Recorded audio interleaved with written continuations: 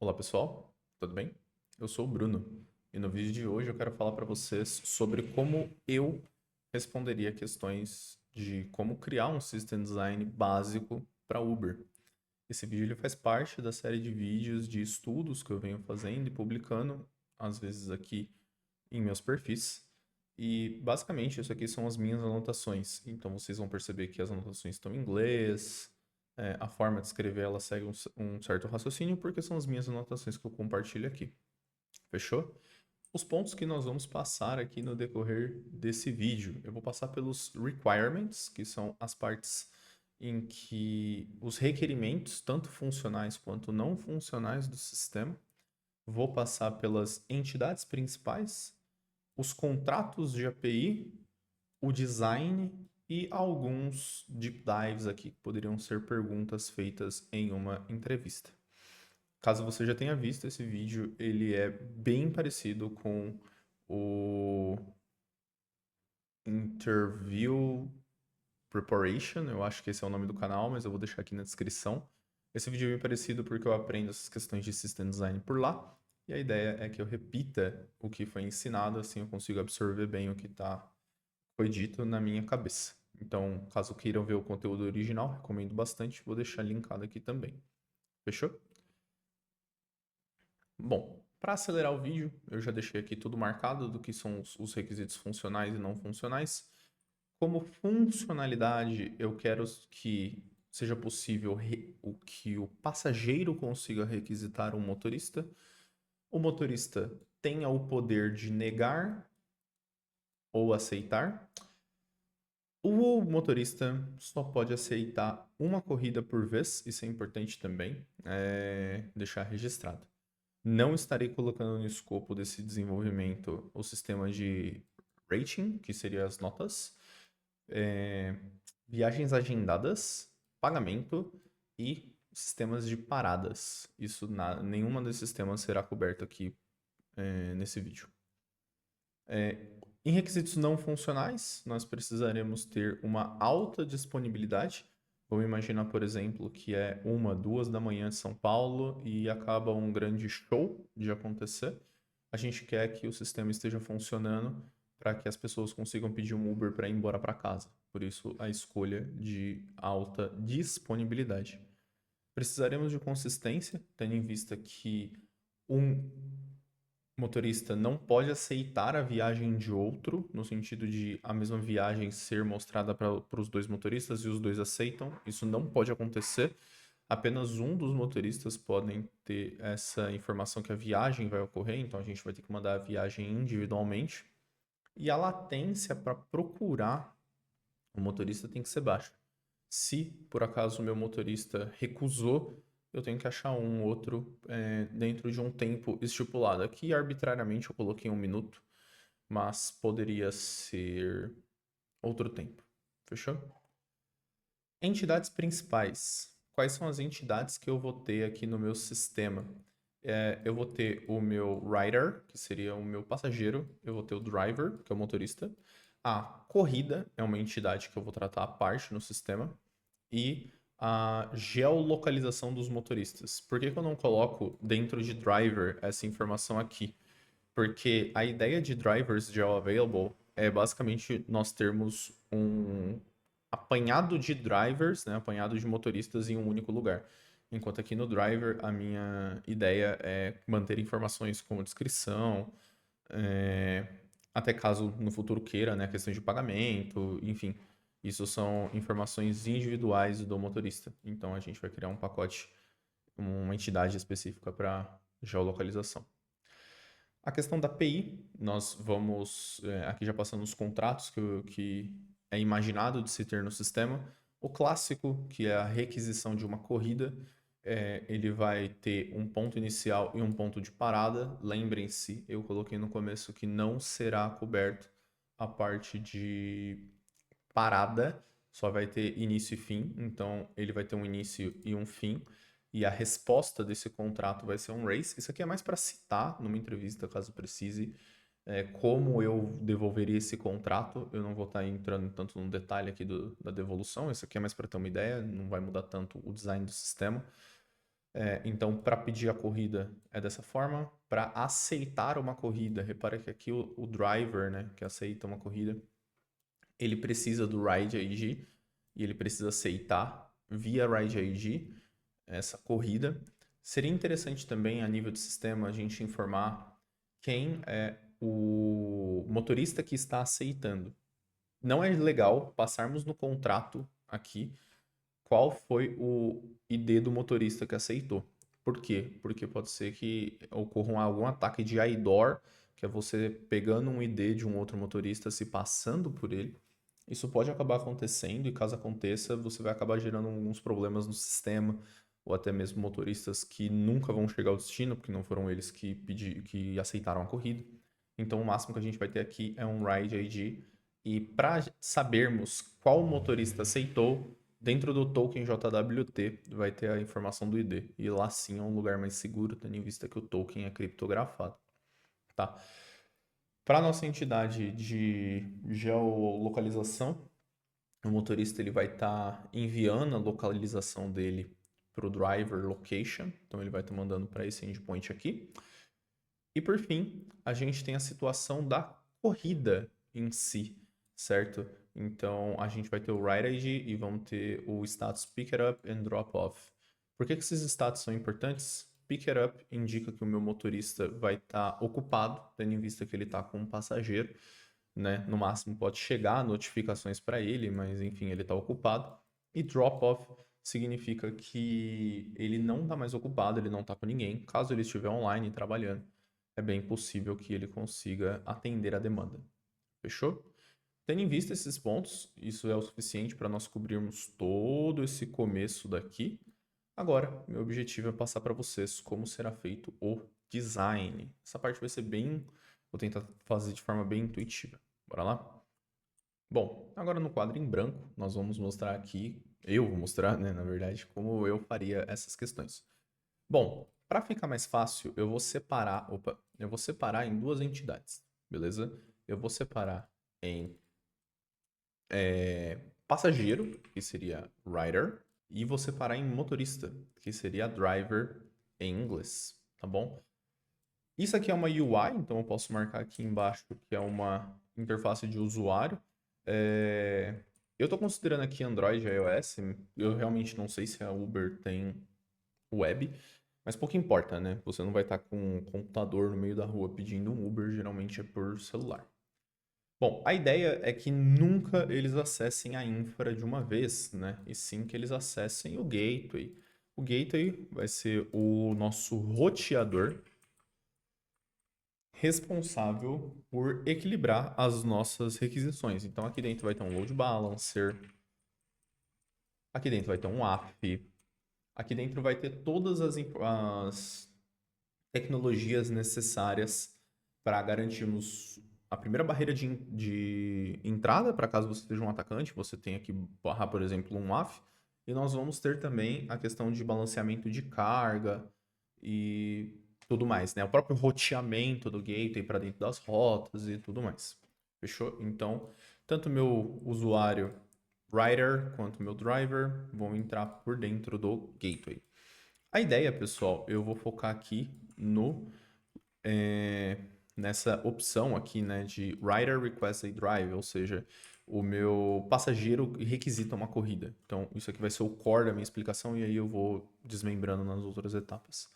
Bom, para o meu passageiro requisitar uma corrida, eu vou ter aqui um microserviço. Eu posso ter um microserviço chamado Ride Handler.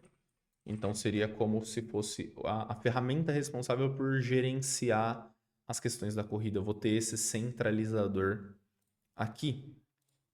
Então, eu vou ter esse centralizador aqui que vai gerenciar as minhas corridas. Bom, se eu sou um rider, talvez seja interessante eu lidar com estimativa de preço. Afinal de contas, eu preciso saber o preço da corrida antes de pedir ela, por mais que não está nos requisitos funcionais. Isso é do sistema, né? Então, o meu ride handler pode chamar, e deve, né, chamar um outro microserviço chamado de estimate fare. Eu acho que é assim que escreve, mas seria a taxa né, daquele serviço e tudo mais. Então ele chama esse serviço. Em uma entrevista real, não dá muito para saber como a Uber opera, né? De você saber o preço e como ela calcula. Então, para não deixar também esse ponto em aberto, eu vou simplesmente simplificar ao máximo, tá bom? Eu vou usar um third party resource, então eu vou usar uma entidade externa aqui. E essa entidade externa, ela vai ser, por exemplo, um mapa. Pode ser o Google Maps. Imagina que aqui seja o Maps, por exemplo.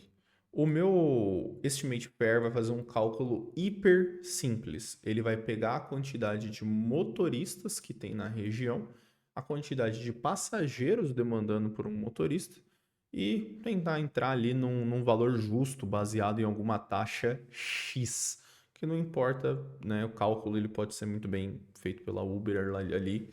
O importante nesse caso é deixar claro ao recrutador que você tem ideia que essa lógica precisaria ser feita. Essa lógica ela é muito complexa. A Uber com certeza tem engenheiros e arquitetos que vivem só para calcular isso e melhorar as margens da empresa. Então, não vai ser numa entrevista de meia hora que você vai conseguir falar qual é o certo e qual é o errado. Então, na dúvida, eu vou separar isso aqui e vou simplificar ao máximo. Para mim, já cobre, então tá ótimo. E agora, o que nós devemos fazer? Bom, se o meu. Agora que eu já resolvi o problema do meu preço, eu preciso achar os motoristas mais próximos. E para isso, eu vou aqui precisar de um banco de dados. Então, database. O meu database, o meu database, ele vai receber essa informação aqui do. Deixa eu escrever aqui. Closest drivers. A ideia é que esse banco de dados aqui, ele armazene quem são os motoristas mais próximos. Como que nós vamos armazenar quem são os motoristas mais próximos? Para isso, o motorista precisa nos informar sua localização. E se ao invés da gente fazer toda essa lógica, nós não criássemos um microserviço específico para drivers location? Seria até uma ideia melhor. Então a gente passa por esse microserviço e agora ele vai ter como fazer duas operações. Ele tem como fazer a operação de get closest drivers. Ele tem como pegar os motoristas mais próximos, ao mesmo tempo que ele permite, deixa eu arrastar o desenho para cá, ao mesmo tempo que ele permite que o meu motorista, que vai ter entrado pelo gateway, tá? Que fique bem claro, eu vou fazer aqui só para facilitar o desenho, mas ele entrou pelo gateway.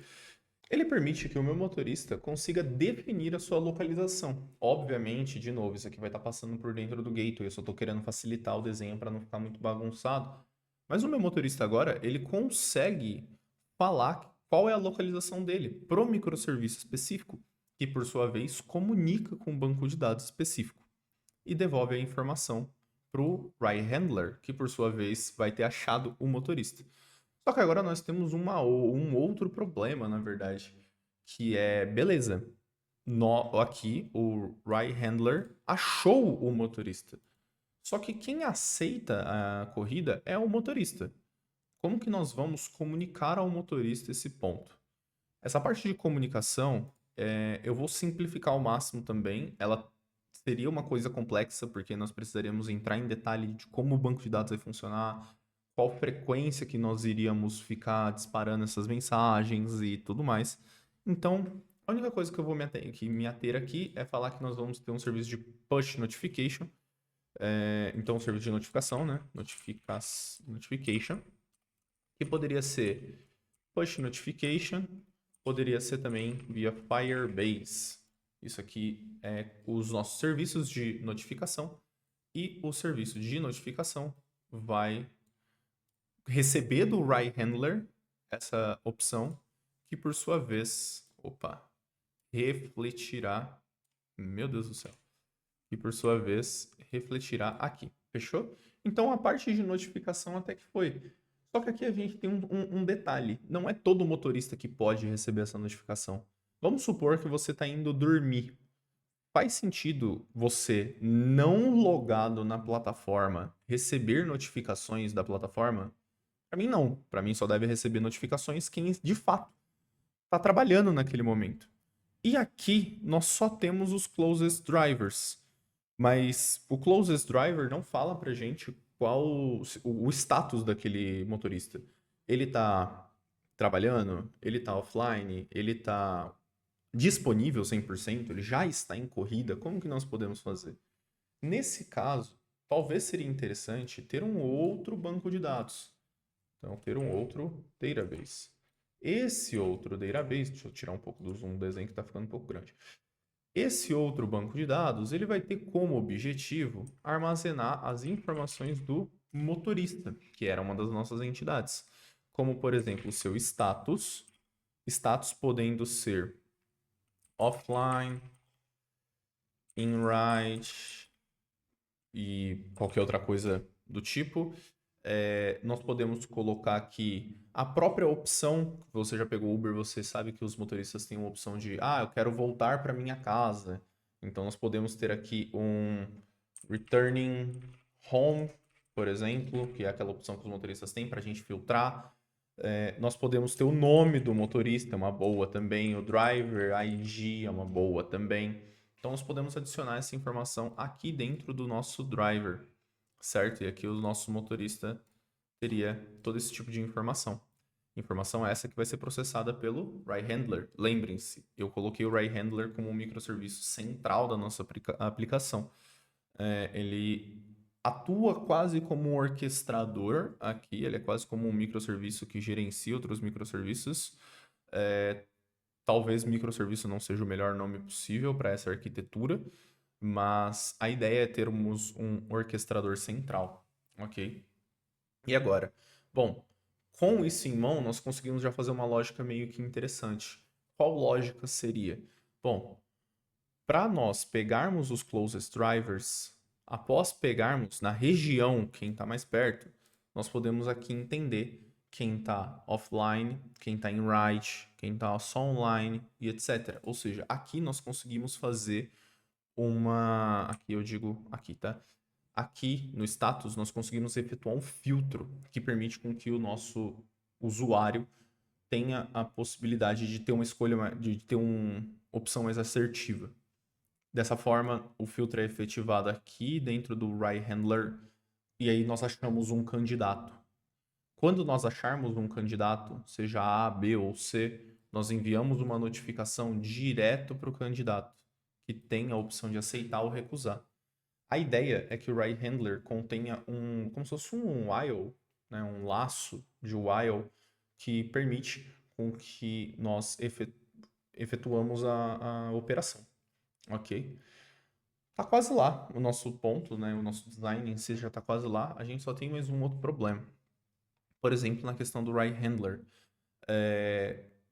E se o meu motorista demorar para aceitar a notificação? Se vocês já pegaram Uber, vocês sabem que o meu motorista pode simplesmente não responder. E aí, como nós podemos fazer nesse caso para não ficar devolvendo 1 milhão de mensagens para esse motorista? Talvez seria interessante, aqui no meio do caminho, nós temos um Redis. Um Redis aqui no meio do caminho pode ser uma ideia boa, tendo em vista que, assim, a gente pode pegar do Redis quem está com status, por exemplo, diferente de InRide. Por exemplo, a ideia do Redis aqui nessa estrutura em específico é garantir que o mesmo usuário não vai receber 1 milhão de notificações possíveis, ao passo que ele está disponível para receber. Ele é diferente do banco de dados nesse caso, porque o banco de dados ele aceita mais cenários macros e não tanto micros, ok? Meio que é isso a arquitetura. Então, o design em si é isso. Agora eu só vou fazer mais alguns apontamentos leves aqui, principalmente com relação ao banco de dados, porque isso dá uma margem boa para a gente. A primeira coisa é, qual banco de dados utilizar? Eu devo utilizar o mesmo banco aqui e aqui? Não necessariamente. No primeiro caso, nosso objetivo é mais armazenar informações que, na teoria, não tem uma oscilação tão grande assim. Você não recebe 1 trilhão de notificações no Returning Home, diferente do Closest Driver, que é uma coisa que está sempre atualizando. Aqui em cima de banco de dados, não tem muito problema ser um Postgres. Nós vamos ter infra o suficiente que aguenta esse tipo de tecnologia e não teremos tantas operações de escrita comparado com motoristas que estão literalmente se movendo na vida real. Aqui embaixo, talvez o Postgres não seja uma opção tão viável. Isso porque os motoristas estão se mexendo e a gente precisa armazenar isso de forma eficiente. O Postgres, sim, dá uma chance para a gente de armazenarmos informações do estilo geográfico. Ele já consegue fazer isso para a gente. O problema é o conceito que ele usa por trás. O Postgres, perdão, ele usa por trás do conceito geográfico dele um algoritmo de árvore. E algoritmos de árvore que tendem a balancear-se, eles enfrentam um problema muito grande de escrita. Você já estudou algoritmo, você sabe disso. Porque quando você altera a árvore e a estrutura da árvore, você tem que alterar o nó que você está alterando, bem como seus filhos. Por isso que o Postgres aqui, ele não é a opção mais viável. Dá para fazer, só que, por exemplo, o Driver's Location, ele vai receber, sei lá, 600 mil requisições por minuto. Porque são motoristas, literalmente, viajando, né, se mexendo. E o Postgres em si não vai aguentar essa carga. É uma carga muito alta para um Postgres aguentar. Então, talvez seja melhor aqui de novo nós termos um Redis nesse local daqui. O Redis, nesse caso, ele seria interessante porque ele tem algoritmos já dentro dele, algoritmos responsáveis por geolocalização, só que ele é um objeto bem grande. Então, o Redis ele aguenta acho que até 1 milhão de requisições por minuto, é uma coisa assim. Então ele aguenta muito bem uma carga de meio milhão por minuto, não tem muito problema. Ele vai aguentar bem essa carga e como ele só tem, por mais que ele tenha algoritmos de geolocalização, o intuito de um Redis é simplesmente armazenar um chave-valor, vai ser muito fácil para a gente apagar e manipular. Então aqui nesse caso eu escolheria um Redis ao invés de um Postgres normal. Ok? Acredito que passamos por tudo, então o nosso driver pode aceitar e negar corridas, o nosso writer pode pedir ou não corridas, nós temos alta disponibilidade, tudo isso aqui é escalável, por mais que eu coloquei aqui um tema central daqui de corridas, tudo isso aqui é escalável, então tudo que vocês estão vendo pode escalar. Nós temos aqui a questão de um motorista aceitando por uma vez só, como nós colocamos um orquestrador aqui dentro, um motorista pode aceitar por vez. Bruno, e se por algum acaso nós escalarmos essa solução central aqui, como pode ser feito, né, e tudo mais? A gente pode tentar funilar ainda mais o tráfego, se isso fosse uma pergunta feita, né?